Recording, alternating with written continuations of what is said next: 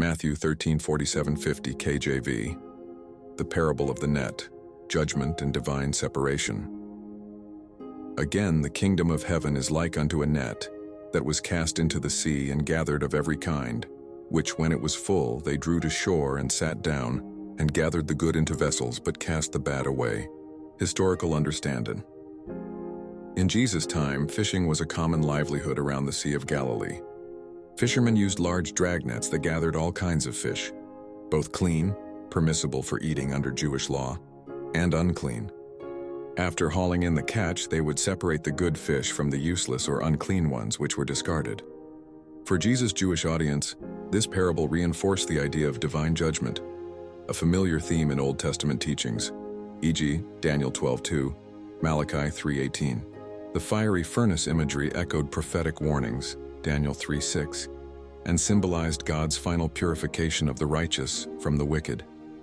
The Jews expected a messianic judgment where God would vindicate his people and condemn the unrighteous. Modern spiritual understanding. This parable emphasizes two key truths. 1. God's net gathers all people without partiality. The net captures every kind, illustrating that the gospel call is universal, Jews and Gentiles, all races and nationalities, Acts 10:34-35. Salvation is offered to all, but not all will be retained. 2 is separation of the righteous and the wicked. At the end of the age, angels will separate the righteous, those who followed Christ, from the wicked, those who rejected him. The furnace of fire represents eternal separation from God, not merely a temporary punishment, but the second death, Revelation 20:14-15. As 3 John 1:11 states, "He that doeth good is of God, but he that doeth evil hath not seen God." Important clarifications.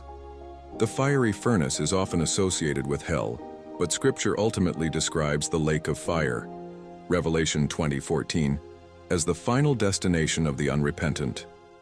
This judgment is not based on ethnicity or social standing, but on one's response to God's righteousness, Romans 2:16-11. Conclusion and final thought. Jesus' parable is both a warning and a reassurance.